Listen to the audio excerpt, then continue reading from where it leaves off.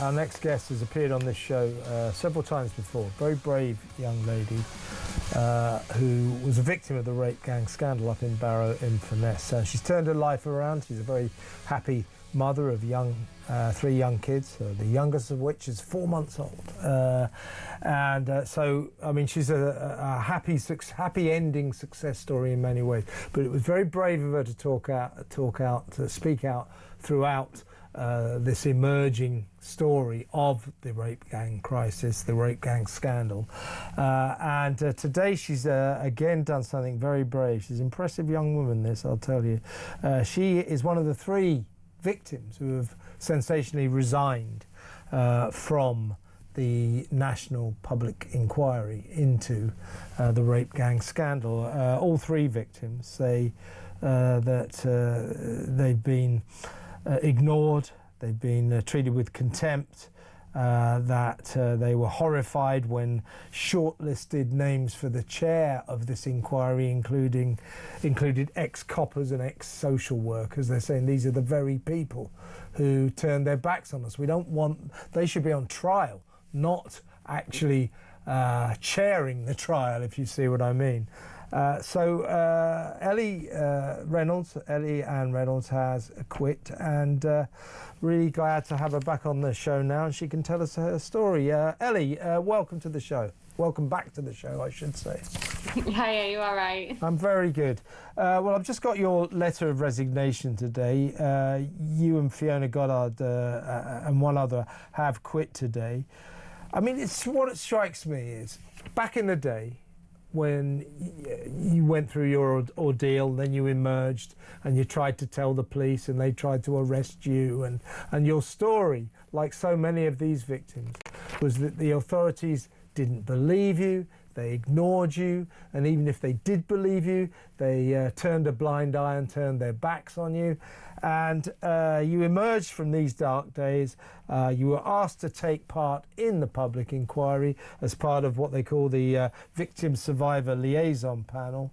And along the way, you have found the same kind of attitudes towards you, that you've been ignored, you've been treated with contempt, they don't want to know what you have to say, and they're trying to impose on you people to run this inquiry, like coppers, social workers, again, the very people who turned a blind eye to what you had to go through. Tell us now why it is that you've taken this dramatic step today. Like I said, I think it's been for a variety of reasons. I think the 2 that, really stood out the most though was when the chairs were proposed to us. I think everybody kind of took a step back. And also the way that we were gaslit and controlled in that panel was disgusting. The way that we were patronised as well, more so, with when you look back on the emails now, you can really, really see it, and you think, how did I get sucked in so easily to believe that these were, prioritising the survivors, because they weren't. Sorry, Ellie, in what way did you feel they were patronising you? They spoke to us like we were very weak and vulnerable, and they almost put an impression across like we were weak little girls, really. We had emails to say, you've got 2 questions that you have to submit 24 hours prior to meeting the chairs. Why? So I obviously replied and I said, well, I'm not happy with this. Is this mandatory? I said, because there's no reason for them to have to script an answer over a 24-hour period. That's weird. We're also we were told that we were going to be shaping the terms of reference, and then they give us a list of bullet points of what we should be looking at and what we should be asking. That's not coming from the survivors, that's coming from the panellists, that's coming from the Home Office and NWG Network. Now, the other element of what has, I think, upset you is this. That you and the other victims, Fiona, you want to... This inquiry is about getting justice for you and we think as many as 250,000 other vulnerable victims of this saga, this awful saga.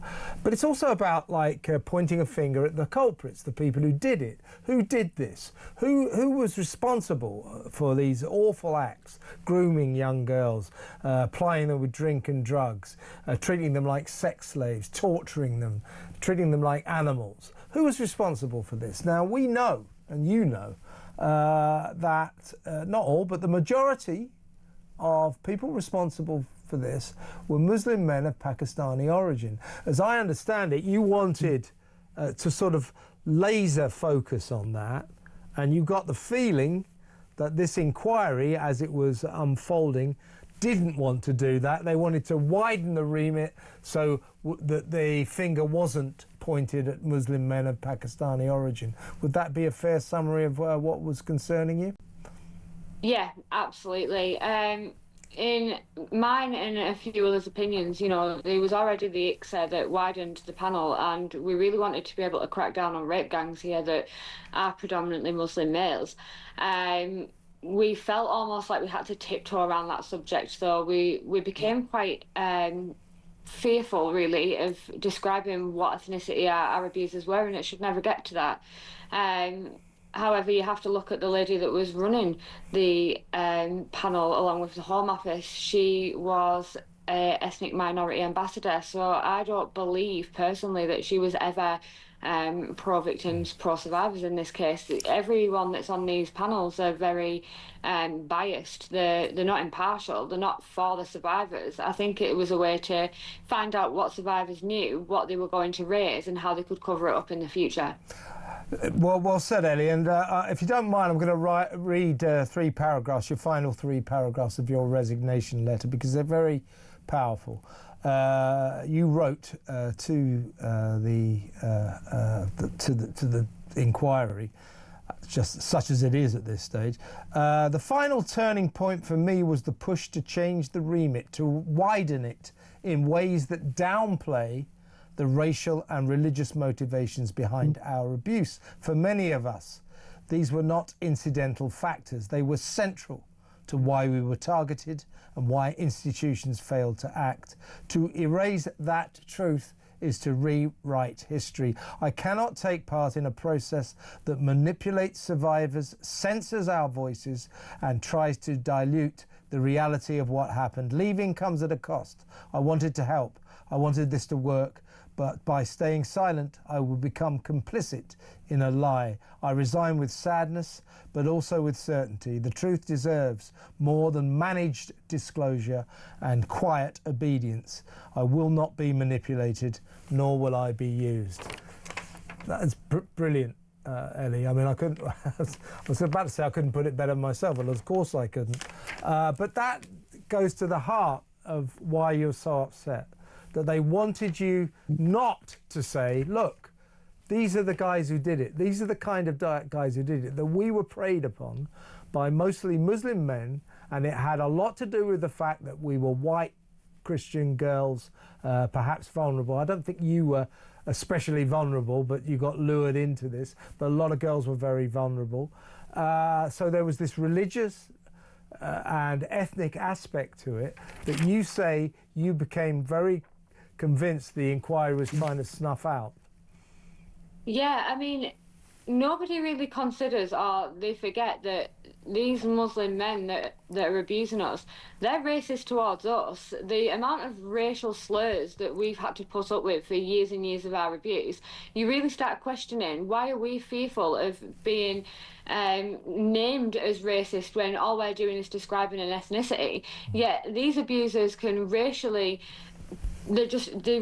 degrade you for the colour of your skin, and it gets ignored. Nobody wants to know about that, and I always question why being anti-white is also racist. I think that's a fair statement, and I think that the inquiry, it's a shambles, it's a mockery, and I think it's been set up from the start. And I think the survivors have been led to believe that we finally have a voice and we can finally get the truth out there, and all it's turned into is another failing. It was on the road to cover up, but I think with the survivors calling it out, they've kind of had to really reserve their approach to that, although I don't feel like Jess Phillips was very reserved before in the House of Commons. She seemed pretty angry. Yeah, a mixture of angry and bored by it all. She seemed like she was a real chore to have to churn all this out. And Fiona Goddard, your fellow victim, who has also resigned today, she said to Jess Phillips, the safeguarding minister, she said, look, we feel that you're just widening the remit, you're making it too vague, you're not doing what we want. We want to focus on the people who did this to us, and you don't seem to want to do this, da-da-da. And Fiona has furiously responded to Jess Phillips today because she said, well, Jess Phillips has just called me a liar. She called me a liar she said, these claims are false. That's what she said in the House of Commons. So Jess Phillips, it strikes me, tell me what you think, she seems to be working against you girls. I think she threw herself under the bus in the House of Commons today. She looked around at her audience and said, and I quote, name me an institution of the government or authorities or services that hasn't been complicit in the failings. So you have just outed everybody.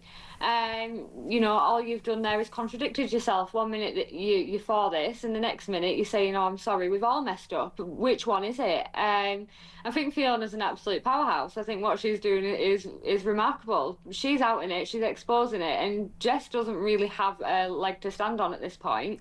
And that's why I feel like she came across very, I'd say aggressive, but there again, I feel like it's guilt, and not guilt towards us, but guilt that she's been caught out herself.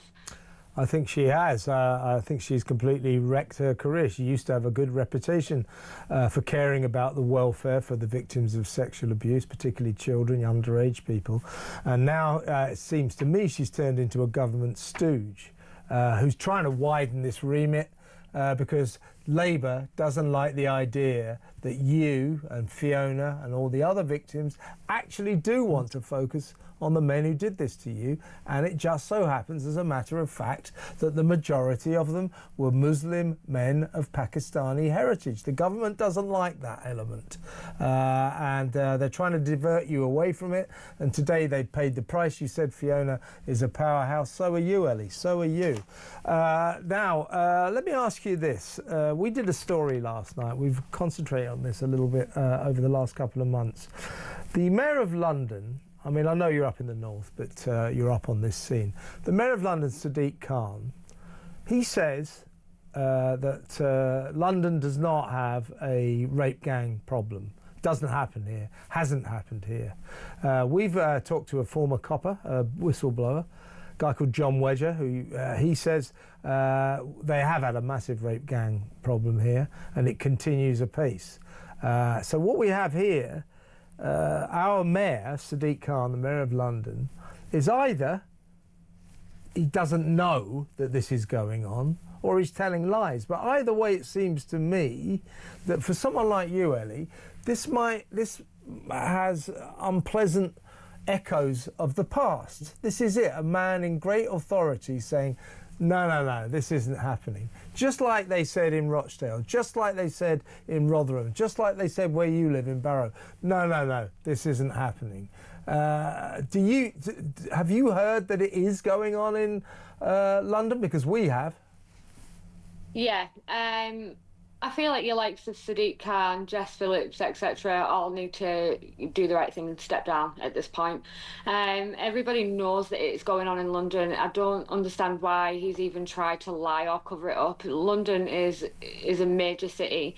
You find that many of grooming gangs own properties and takeaways and trafficking properties really in London. London's known for it. I don't understand how he's even been able to publicly express his lies and believe his own lies. I think at this point it's more concerning how they're actually sat believing the rubbish that they're spouting. Yeah. So you think that Jess Phillips, in her actions today and her actions leading up to today, as Fiona said, she thinks she should step down. You think she should also step down as safeguarding minister? I think that she should step down and do something useful, like educating herself on grooming gangs and what that actually entails. Because, yet again, I feel like the government and social services and police officers, they've all underestimated the power of the survivors again. And the quicker that they learn that we're united and we're going to stand for what's right, the quicker that, you know, they're not going to look like complete and utter idiots. So you and Fiona and the rest of the victims, you're going to carry on fighting for the inquiry that the government said that they sort of sold you. They said, we're going to have this full inquiry, you know, absolutely everything. We're going to focus on the gangs, and they've increasingly let you down on that. But you and Fiona and the gang, you're going to carry on fighting to get the inquiry that you want. I think from a personal point of view, it would take a miracle to convince me that the inquiry isn't going to be set up. When you know how corrupted the government are, you've got to really consider, are they in our favour? And I think personally the answer is no. I'll still be raising the awareness and I'll still be fighting for our voices to be heard, but regarding faith in panels and inquiries now, I think my 1% of faith was swiped today after Jess Phillips came across like she did. And, you know, she was appalling in the way that she held herself in the House of Commons. It was disgusting to watch. Yeah, I can see where you're coming from. And I should have, I mean, just before you go, Ellie, tell us your story, what happened to you. I know you've told us before, but we should put it in place for the people who perhaps hadn't seen you before. What happened to you? Yeah, I'm a survivor of a rape gang in Barrow-in-Furness. My abuse started in 2013 and ended in 2018. I was subjected to multiple gang rapes. I was held hostage for up to a week at a time. When I spoke out to the police, they did everything that they could to criminalise me instead of going after the people that had abused me. Funnily enough now, though, the police are well on my tail with begging me to take some further ABEs. But I am considering right now whether they actually want my evidence and statements or whether they want to shut me up for a further 5 years because they've done that before. So we're in a little bit of a pickle at the minute with Barrow Police. Well, thank you for that little summary, Ellie. And lastly, I mean, I'm sensing that what you fear about this inquiry, if it ever happens, don't forget, Starmer, after the Casey report back in June, I think it was early June, he said, right, I've been convinced we will have a full inquiry, because before Labour weren't going to give you that. Oh, we'll have a full inquiry. 5 months on, they haven't even found a chairperson to chair the damn thing. And from what you've been saying, from the way they've been trying to change the remit, make it vaguer, maybe even get a copper or a social worker to chair it, who's obviously going to look after coppers and social workers. To sum up, you fear that the inquiry that Keir Starmer and Jess Phillips have in mind will just be a cover-up. Yeah, I mean, Keir Starmer was head of Crown Prosecution Service, and what were the statistics set at when he was head of that? Was it 97% of rape cases were NFA'd? I think between a lot of them, they really they don't have a brain cell between them, basically. And I think that he was forced into accepting that inquiry. He never wanted to do it off his own back, and I think it's concerning enough that somebody of that power has to be forced and convinced to hold an inquiry in his country, so he says. Absolutely. One last question. As I said at the outset, you've turned your life around, you've emerged from this, you're happy with your partner, 3 kids and all that. I mean, how hard was that to actually step out of the darkness of your ordeal at the hands of these awful rape gangs? I mean, you went through one hell of an ordeal. How hard was it to rebuild your life so successfully? I can't say I'm out at the other end yet. I mean, I've got a great partner, I've got a great family, I've got great kids. The thing is, we have lifelong issues after suffering abuse. I still suffer with complex PTSD. I still struggle to, you know, not be hard work in my relationship. I'm a bit of a nightmare sometimes. Yeah, I do that as well. Don't worry about that. But I think for me, it's always that, you know, I've always stood by, if my story can be just one person's survival guide, then I've done my job. And I think the the reason that I keep going and I try and raise so much awareness is I have to think about our future. I have to think about our children, our grandchildren, and, you know, are they really safe at the minute in a world like this? No, and it's going to take people like me, like Fiona, like the third victim now that's resigned. It's going to take people like that to start banging some drums so that voices are heard and that it can't carry on much longer. Ellie, we love having you on your show. You're an amazing woman. Thank you so much, and we'll see you very soon. That is Ellie Reynolds, a grooming gang survivor, one of the 3 victims who sensationally resigned from the National Public Inquiry today. The National Public Inquiry that doesn't seem to be happening 5 months after Starmer reluctantly announced it. They still haven't found anyone to chair the damn thing. You've got 3 victims quitting, saying they've been ignored, treated with contempt. And they don't trust it. They think this entire, the public inquiry, as Jess Phillips and Keir Starmer see it, will be nothing more than a cover-up. They don't want to focus. This is the big point. The government clearly is very uncomfortable with the fact that Ellie and the other victims, they want to say, look, we want to talk about the people who did this to us. And the people who did this to us are Muslim men of Pakistani heritage. The government doesn't want it to go there. Doesn't want to go there. Muslim vote, folks. Muslim vote. Extraordinary, extraordinary.